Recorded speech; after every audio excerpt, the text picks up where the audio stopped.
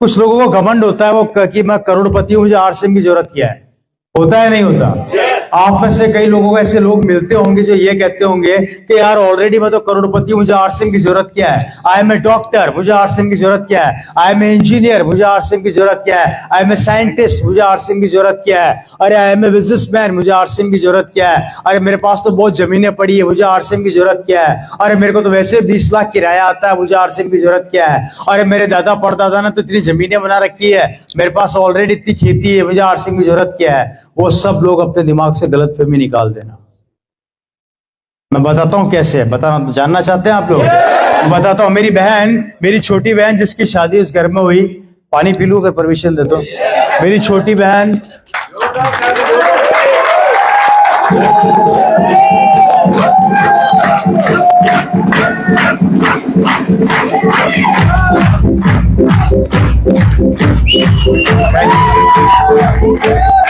मेरी छोटी सिस्टर जिसकी शादी राजस्थान में हुई और काफी ठीक ठाक परिवार में हुई। परिवार कैसा है आप लोग बताइएगा, राइट सर?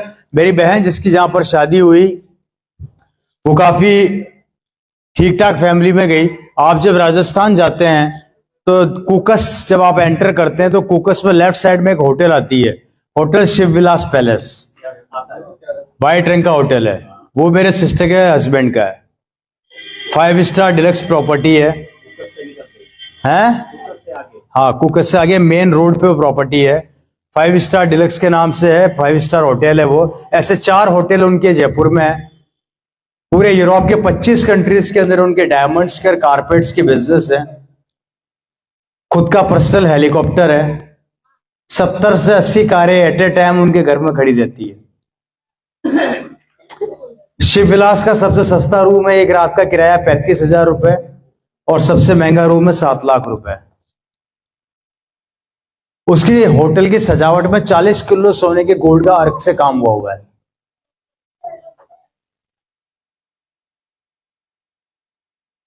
जहां मेरी बहन की शादी हुई। कैसी फैमिली है? ठीक ठाक है। सालाना टर्नओवर है 2000 करोड़ का। कितना टर्नओवर है? 2000। और ये मैं आपको गूगल में सर्च करके आप देख सकते हैं, नहीं है तो आप कभी जाए तो पूछ लीजिएगा शिव विलास के नाम से। शिव विलास का मतलब है शिव बिहारी, वो मेरे सिस्टर के ससुर जी हैं, राइट? ठीक ठाक होटल है, ठीक ठाक काम है। वहां मेरी बहन की शादी हुई। मेरी बहन की शादी में फॉरेनर्स आए थे लगभग 1000 से ज्यादा, और टोटल बारात थी 3000 लोगों की, जिसमें बड़े बड़े सीएम से लेके बड़े बड़े नेता, बड़े बड़े बिजनेसमैन जिनको जेड सुरक्षा मिली हुई थी। इटली से स्पेशली बहुत बड़े डायमंड्स के मर्चेंट्स आए हुए थे जिनको स्पेशल राजस्थान गवर्नमेंट ने सुरक्षा दी थी। वो सब वहीं ठहरे थे। बड़े बड़े फिल्म स्टार आए थे।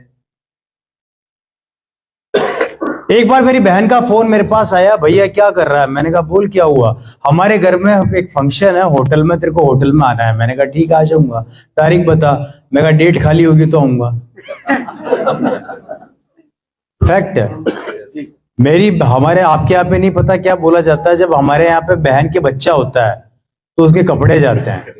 अब क्या बोलते हैं आपको वहां पे, मेरे को पता नहीं। हाँ, हमारे वहां जामना बोलते हैं, जामना जाता है, राइट?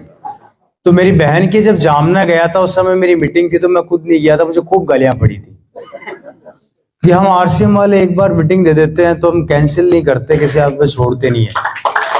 हाँ, किसी कारण से अगर खुद की तबीयत खराब हो जाए, जैसे कि मैं अभी रिसेंटली कोई चैलेंजेस के साथ मैं सफरिंग फ्रॉम से इलनेस मैं भी निकला हूँ उससे, तो मुझे पता है कि चैलेंजेस बॉडी के लगे कभी कभी हो जाते हैं, तो थोड़े बॉडी उस चीज को सपोर्ट नहीं कर पाती है। तो उससे मैं अभी थोड़ा फेस कर रहा हूँ और मैं निकला भी हूँ अभी उससे, तो मुझे पता है चैलेंजेस कितने खतरनाक होते हैं। इसके अलावा हम लोग कभी भी अपने प्रोग्राम को कैंसिल नहीं करते। तो मेरी बहन ने मेरे को बुलाया, मैं आगे बात बता रहा हूँ, और यहाँ पे बात बता रहा हूँ घमंड की। जो घमंड उनके वहां पर मैं गया और मुझे देखने को मिला। मैं वहां पर चला गया, वहां पर गया, सब लंबी लंबी कारों से आ रहे थे। पैसे वाले का दोस्त कौन होता है? पैसे वाला ही होता है। अब मेरी बहन की शादी में बड़ी बड़ी कारें आ रही है भैया, मर्सिडीज, BMW, ऑडी, लिम्बोसिन, लिम्बोगिरी, रोल्स रॉय।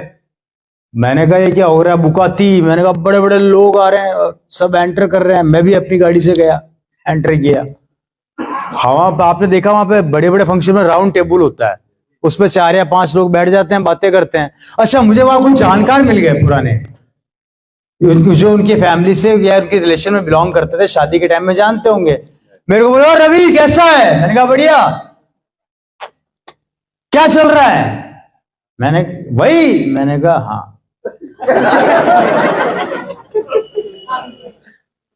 चल रही है क्या?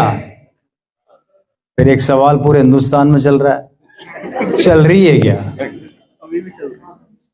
मैंने बोला हाँ, बंद है अभी तो, चल तो नहीं रही। बोला हमें पता था नहीं चलेगी।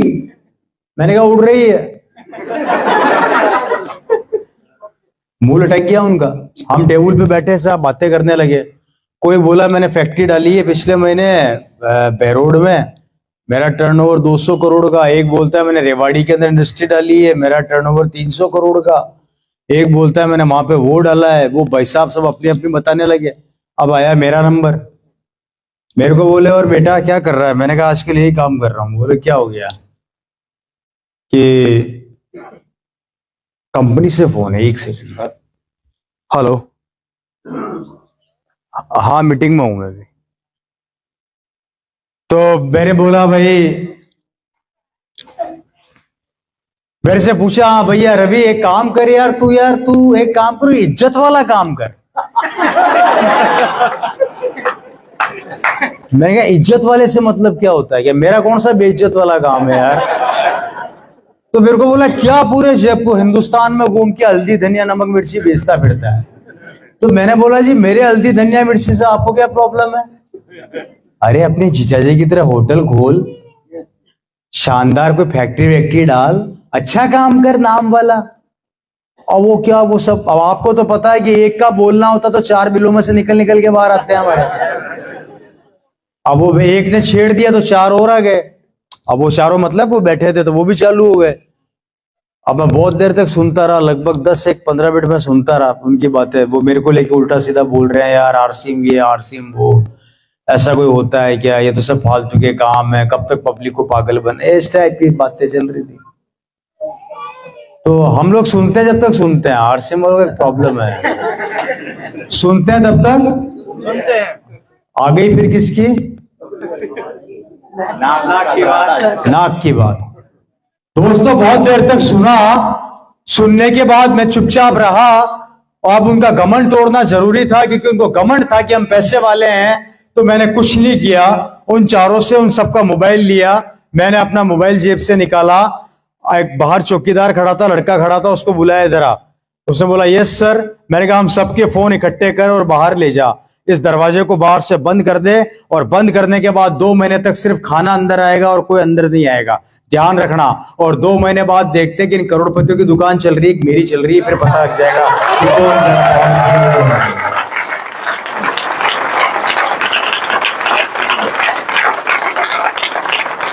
वो मेरे को बोले तेरा दिमाग खराब हो गया है, अगर तूने हमारा काम पर मोबाइल छीन लिया तो हमारा सैलरी कौन बटेगा, माल कौन देखेगा? और वो सब राय देने लगे। मैंने कहा क्यों, अब क्या हुआ? काम तो मेरा भी है जो चल रहा है भाई, इतना परेशान क्यों हो रहे हो आप लोग? बोले क्या मजाक लगा रखी है, ऐसा कोई होता है क्या? मैंने मोबाइल निकाला, रिफ्रेश मारा, मैंने कहा ये देखो। अब वो अपना तो रिफ्रेश होते बिजनेस चलता है खतरनाक वाला। बोले ये क्या है? मैंने कहा ये माल बिक रहा है। फैक्ट्री का है? मैं कहा नहीं है। दुकान का है? मैंने कहा नहीं है। इन्वेस्टमेंट का किया हुआ है? मैंने कहा कहीं नहीं किया हुआ। तो माल कैसे बिक रहा है? मैं कहा यही क्वालिटी है।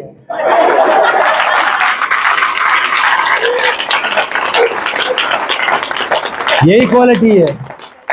आप करोड़ों रुपया लगा के भी चैन से नहीं बैठ पा रहे, और या 0 रुपया लगा के मेरा माल इतना बिक चुका है जितना टर्नओवर आप पूरे साल में कर रहे हो उतना टर्नओवर मैं 1 महीने में कर रहा हूं। मुझे बताइए किसका बिजनेस बड़ा, किसका?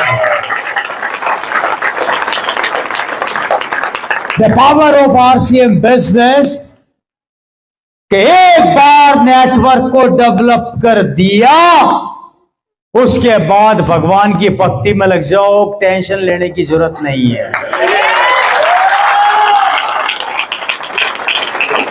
आएगा ही आएगा। उनकी बोलतियां बंद हो गई, चेहरे लटक गए। अरे दोस्तों, मैंने कहा भैया आप बताओ सिक्योर कौन, आप या मैं? बोले सर सिक्योर तो आप ही हो उस हिसाब से। तो मैंने कहा आप देख लो कि बड़ा बिजनेस किसका। और उन लोगों का मुंह बंद कर दिया। अगर आपके बीच में भी ऐसे लोग आए ना जो ये बोले कि मैं करोड़पति हूं, मुझे 10 लाख किराया आता है, 20 लाख किराया आता है, मेरे बगल में आ जाना एक बार, मेरे बगल में आके बैठ के बता देना कौन ज्यादा सिक्योर है। पता लग जाएगा आप लोगों को ये ताकत है इस आरसीएम बिजनेस की।